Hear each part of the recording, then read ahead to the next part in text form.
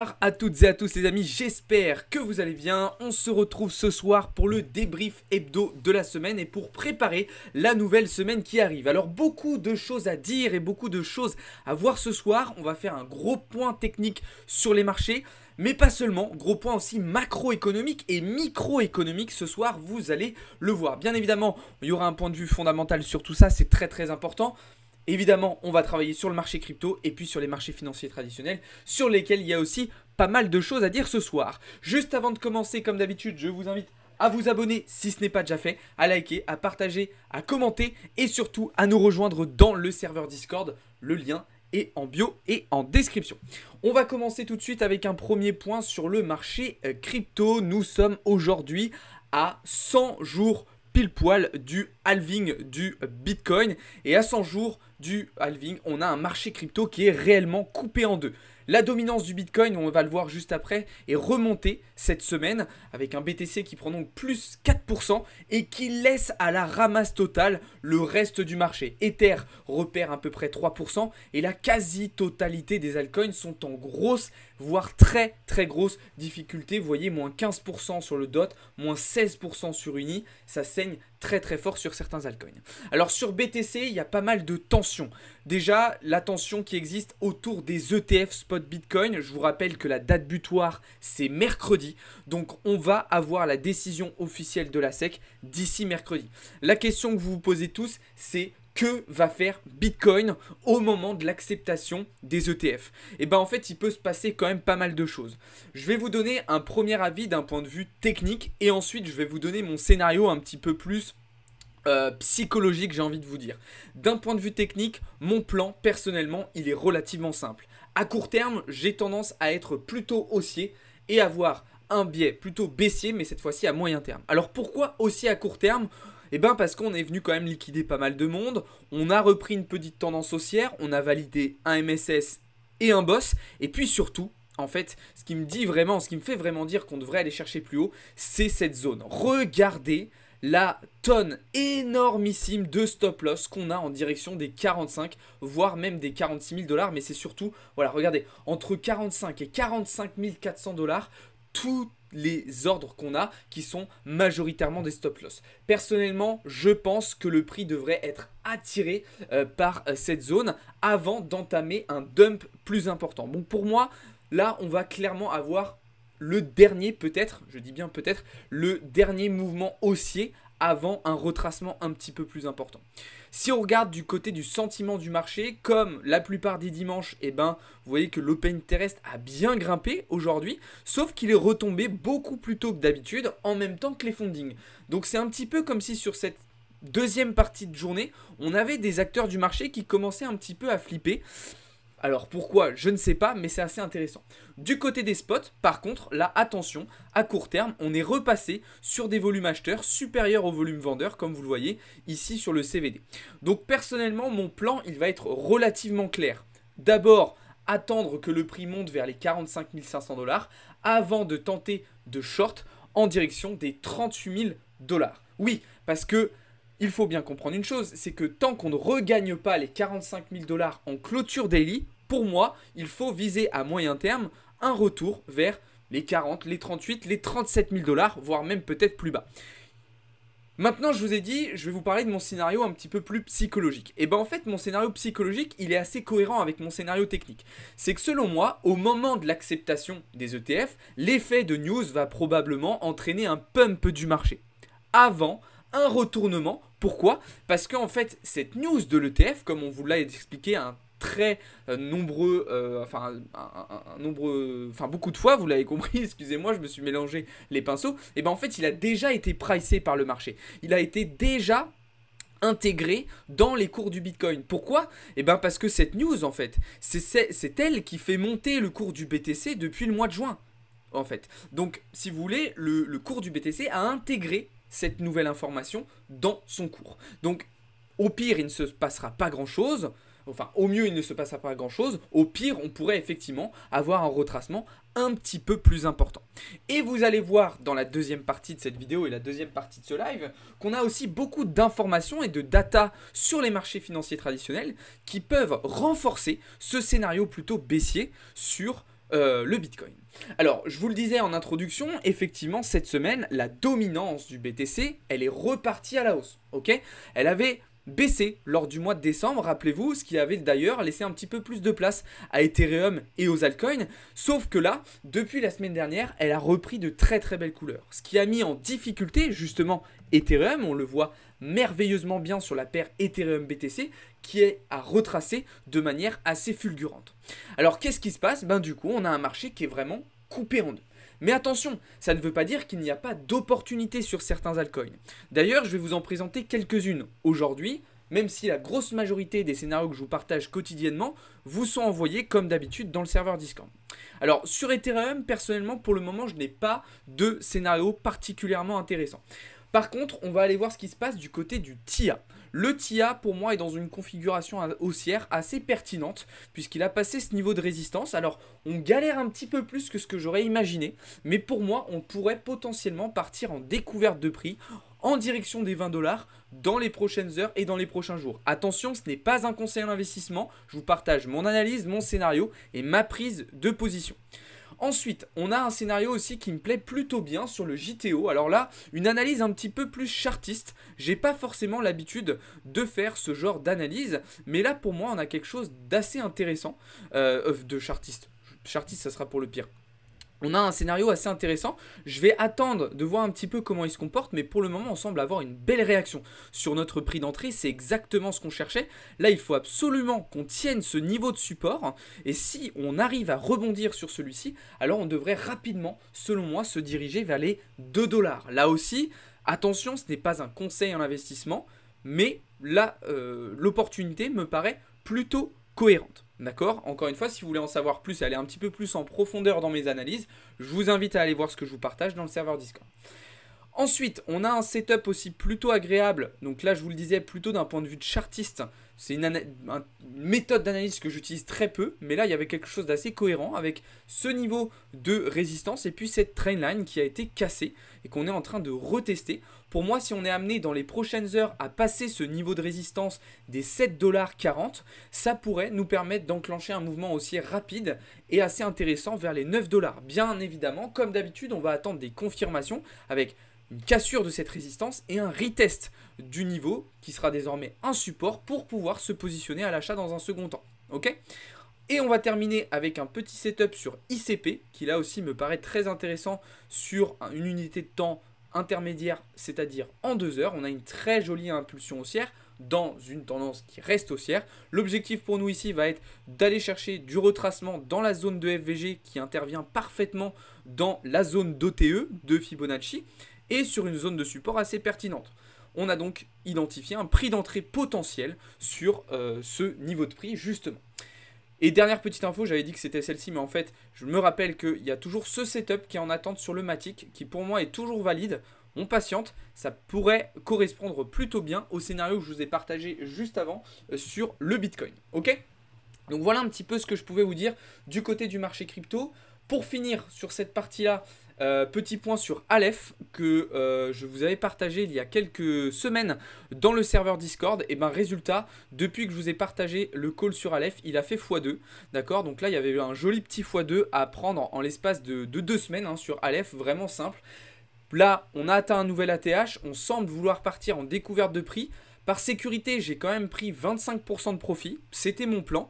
Et comme ça, grâce à ces 25% de profit que je viens de prendre, eh bien si le prix est amené à retracer dans les prochaines semaines, j'aurai de la liquidité de disponible, même si j'en garde toujours un petit peu, j'en aurai encore plus, pour me repositionner, sachant que Alephium, c'est un projet particulièrement intéressant qui a pour moi beaucoup de potentiel pour le prochain bull run. Ok ? Ce n'est pas la seule crypto que je regarde attentivement à ce moment, je vous en ai partagé pas mal d'autres. Mais il y a surtout le XVS. Alors cette fois-ci, ce n'est pas une crypto qu'on va chercher à longue, mais plutôt à vendre, puisqu'elle a été rejetée sur ce niveau de résistance en weekly, et elle semble particulièrement faible par rapport au reste du marché. Donc peut-être plutôt une petite position vendeuse sur le XVS sur cette semaine, et en tout cas pour les semaines à venir, je vous tiendrai évidemment au courant dans le serveur Discord de ce que je ferai en termes de prise de position. Ok, voilà les amis ce que je pouvais vous dire du côté du marché crypto. On va désormais pouvoir faire un point du côté des marchés financiers traditionnels et bien évidemment, on va commencer comme d'habitude par le cours du dollar. Le dollar qui, comme prévu, encore une fois, on a eu raison, hein. Franchement, je me trompe relativement peu depuis quelques mois, voire même quelques années sur le dollar. À nouveau, je vous avais annoncé la réintégration du niveau technique des 102 points. Alors ça a été poussé par plusieurs éléments, mais notamment par les datas macroéconomiques dont on va parler juste après, qui ont permis cette réintégration. Et alors pourquoi je vous parle du dollar ? Parce que de ce comportement va découler un certain nombre de prises de position pour nous, vous allez le voir juste après. Moi, au vu de cette réintégration qui est quand même très propre, c'est-à-dire que là on fait MSS, double boss, première réintégration, boum, on liquide, on récupère la liquidité, on réintègre vraiment et ensuite on fait un réel pullback. Donc moi, je pense qu'on ne devrait pas avoir trop de difficultés pour revenir chercher les 103.3, 104, voire même les 105 points dans les prochaines semaines sur le dollar. Je vais vous expliquer aussi d'un point de vue macro pourquoi cela pourrait être possible. Alors au-delà de ça, sur les marchés financiers traditionnels, on a eu quand même pas mal de choses cette semaine. Alors du côté US, c'était principalement le rapport NFP qui était à surveiller. Rapport NFP qui n'est pas aussi bon que ce qu'on aurait pu attendre, des données qui sont un petit peu contradictoires et qui ne vont pas forcément totalement satisfaire la Fed au vu de ses attentes. En plus de ça, on fait le pire démarrage depuis 20 ans sur les marchés financiers. Si vous regardez les performances des actions et des options sur cette première semaine de 2024, c'est absolument catastrophique. Ça fait à peu près 20 ans qu'on n'avait pas eu des performances aussi catastrophiques. Donc il y a aussi une pression d'un point de vue récession qui existe sur les marchés. Cette semaine, pour la semaine qui arrive, on va avoir un petit peu moins de données macroéconomiques qui vont pouvoir exciter un petit peu tout ça, un petit peu moins de catalyseurs. À noter que jeudi, on aura quand même des chiffres importants puisqu'on aura les chiffres IPC, donc l'inflation sur le mois de décembre aux États-Unis. Alors là, selon les estimations, on devrait avoir une petite reprise effectivement de l'inflation. C'est ce qu'on avait pu observer ces dernières semaines et c'est d'ailleurs quelque chose qu'on a pu observer au sein de l'Europe cette semaine. On va y revenir juste après, avec notamment les résultats en Allemagne, en France, qui sont tous repartis à la hausse en termes d'inflation. Alors, toutes ces données-là qui sont assez nombreuses, comme je vous le disais, elles impactent le cours du dollar, le cours des indices, et elles nous permettent de prendre des positions. Effectivement, toutes ces données-là, elles amènent une pression vendeuse sur les indices américains, S&P 500, Nasdaq, Dow Jones qui commence à souffler un petit peu. C'est d'ailleurs la raison pour laquelle on a commencé à prendre des petites positions sur les indices US. Alors, sauf sur Nasdaq, puisque le Nasdaq est descendu trop vite. Il ne nous a pas laissé la possibilité de nous positionner. Donc, pour le moment, on n'est pas dans le trade. Et c'est la même chose du côté des indices européens, je vous le disais, avec les chiffres de l'inflation qui ont rebondi cette semaine, en plus d'autres données. On a des gros signaux de faiblesse sur le CAC, sur le DAX et sur le FTSE. Ça tombe bien, ce sont 3 indices sur lesquels nous sommes positionnés. Vous le savez si vous nous suivez dans le serveur Discord depuis plusieurs semaines. Je vous en parle aussi dans les vidéos et dans les lives. Donc voilà un petit peu d'un point de vue macro. Évidemment, si vous voulez en savoir plus, je vous invite aussi à aller voir les autres vidéos de la chaîne YouTube et puis encore une fois, aller voir ce que je vous partage dans le Discord. C'est très important. Alors, je vous l'ai dit, aujourd'hui, je voulais parler un petit peu microéconomie. Pourquoi ? Parce qu'il y a des données qui nous viennent de la Chine qui sont pas bonnes du tout et qui concernent justement directement le CAC 40. Alors pourquoi ? La Chine a tout simplement lancé cette semaine une investigation sur les vins et les spiritueux, français particulièrement. Qu'est-ce qui s'est passé ? Directement, réaction baissière des indices de ce secteur. Vous le voyez ici avec Pernod Ricard qui a été en grosse difficulté cette semaine et qui entame un retournement assez important. Alors d'un point de vue technique, pour moi Pernod Ricard, l'action devrait continuer de retracer dans les prochaines semaines. Vous voyez que sur du weekly, on est quand même plutôt bien parti pour revenir sur les niveaux du Covid en 2020, donc aux alentours des 114 points. Mais alors pourquoi je vous en parle ? Parce que vous le savez, l'une des plus grosses pondérations du CAC 40, c'est LVMH. Et LVMH, c'est pas que Louis Vuitton, la maroquinerie, c'est aussi les vins et les spiritueux. Et donc c'est un secteur qui va avoir un impact assez important sur le comportement du CAC et qui peut donc entraîner un mouvement plutôt vendeur. Voilà pourquoi la microéconomie, c'est aussi un point de vue très important à prendre en compte dans votre analyse. Oui, on fait attention à la macro, oui, on fait attention aux techniques, oui, on fait attention à la géopolitique, d'ailleurs dont on va reparler juste après, mais la microéconomie, c'est aussi quelque chose de très important. Alors pourquoi je vous dis géopolitique? Eh bien parce que cette semaine, je vous ai parlé de la situation dans le canal de Suez. La situation dans le canal de Suez, elle est catastrophique. Il n'y a plus aucun transit par ce canal, ce qui entraîne une augmentation des transports, des prix des transports maritimes, et ce qui va potentiellement avoir un impact sur le cours des matières premières. Alors déjà que la situation autour du pétrole était très tendue par la situation en mer Rouge et la situation entre Israël et la Palestine, cela devrait s'accentuer, d'autant plus si on prend en compte le rapport de l'OPEP, rappelez-vous, que je vous avais débriefé et qui nous avait été partagé au mois de décembre dernier, qui nous donnait pas mal de visibilité sur la production de barils de pétrole sur 2024. Donc personnellement, j'ai toujours plutôt une réflexion acheteuse haussière sur le pétrole, mais sans pour autant, pour le moment, avoir eu un setup particulièrement intéressant me permettant de me positionner. Du côté de l'or, je vous fais référence à nouveau à la situation sur le dollar, mais étant donné que j'ai un biais plutôt haussier sur l'indice devise dollar, eh bien naturellement je vais plutôt chercher à vendre le gold. C'est d'ailleurs ce qu'on avait commencé à faire fin de semaine. Pour ceux qui nous suivent dans le serveur Discord, vous savez qu'on a pris quelques premières petites positions. Et l'objectif, ça va être de viser un retour à peu près aux 2000 points, voire même un petit peu en dessous dans les prochains jours. Sur le gold, bien évidemment, encore une fois, je vous rappelle que ceci n'est pas un conseil en investissement, les amis. Très, très important à retenir. Voilà un petit peu ce que je pouvais vous dire là-dessus. Cette semaine, comme je vous l'ai dit, donc globalement, relativement peu de catalyseurs. Maintenant, il va falloir rester très, très attentif à la situation du VIX. On a vu que le VIX, l'indicateur de stress, l'indicateur de volatilité sur les marchés, s'était un petit peu activé cette semaine. Et en plus de ça, on a aussi le taux à 10 ans, donc sur le marché obligataire, qui est repassé au-dessus des 4%. Donc voilà, même si on a une semaine qui paraît à première vue un petit peu plus calme, à mon avis, ça va secouer un petit peu quand même. On va avoir un retour encore plus important aussi des institutionnels qui étaient pour certains encore en vacances cette semaine. Donc attention, soyez prudents, il faut faire face à cette volatilité. Mais du coup, cela devrait nous permettre d'avoir un certain nombre d'opportunités.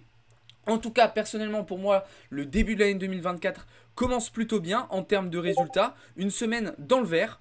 Ça fait du bien pour bien commencer l'année, c'est toujours important. Donc je vous ai partagé les résultats de la semaine tout à l'heure dans le serveur Discord. Je suis en train de vous préparer un track record complet, comme ça vous allez pouvoir avoir mes performances sur les 3 dernières années. J'ai pas réussi à récupérer les datas de mes débuts entre 2018 et 2019, c'était trop éparpillé. Donc je suis en train de vous préparer un track record à partir de début 2020, comme ça vous aurez toutes mes performances que vous pourrez suivre en temps réel. Mais du coup, bonne semaine pour commencer l'année. Ça fait plaisir, vous pouvez aller voir tous les résultats qui vous sont partagés dans le serveur Discord. Vous avez aussi les résultats des membres du serveur Discord qui vous sont partagés, enfin les membres partagent leurs résultats. Et puis vous avez aussi les avis de la communauté, donc pour certains de nos membres qui ont déjà pris certains services. Alors si ça veut bien s'afficher. Visiblement, ah voilà, on y est. Donc voilà, certains membres qui ont pris différents services ont partagé leurs ressentis, ont partagé leurs résultats. Donc je vous invite à aller voir ça aussi si cela vous intéresse. Pour la semaine prochaine, en termes de live, pas mal de choses. Voilà, je vous invite à aller voir le planning qui vous a été partagé aussi dans le serveur Discord. Donc on garde à peu près toujours la même base. Et on reprend à partir de demain les lives du lundi soir. Donc là, c'est vraiment ouvert à tous dans le serveur Discord de 20h à 22h pour parler trading, investissement, etc. etc. Crypto pour ceux que ça intéresse. Alors vous l'avez vu, je vous l'avais mis dans le titre, on est effectivement à 100 jours du halving. Je vais terminer cette vidéo. Alors ne vous inquiétez pas pour ceux qui sont sur le live, ne bougez pas, je vais répondre à toutes vos questions juste après. Mais je veux terminer cette vidéo en vous parlant du halving parce qu'il y a beaucoup de personnes qui m'en parlent. Non, ce n'est pas parce qu'il y a le halving au mois d'avril prochain que le lendemain du halving, on va se réveiller et le marché crypto va partir directement à la hausse. Si vous regardez un petit peu sur les précédents halvings, les précédents bull run, généralement, ça a mis plusieurs mois avant de déclencher un vrai run haussier, un vrai rallye haussier après le halving. Donc on peut potentiellement imaginer une correction d'ici le halving avant d'entamer une vraie jambe haussière, un vrai bull run en deuxième partie de l'année 2024. Dites-moi ce que vous en pensez dans les commentaires. Pour ceux qui sont sur YouTube, la vidéo arrive à terme. Encore une fois, pour ceux qui sont sur le live, ne bougez pas les amis. Merci de m'avoir regardé. Je vous souhaite à toutes et à tous une très très bonne soirée, une bonne fin de week-end. Bon courage pour ceux qui reprennent le boulot demain. Ciao tout le monde, c'était Alex pour Blockchain Capital.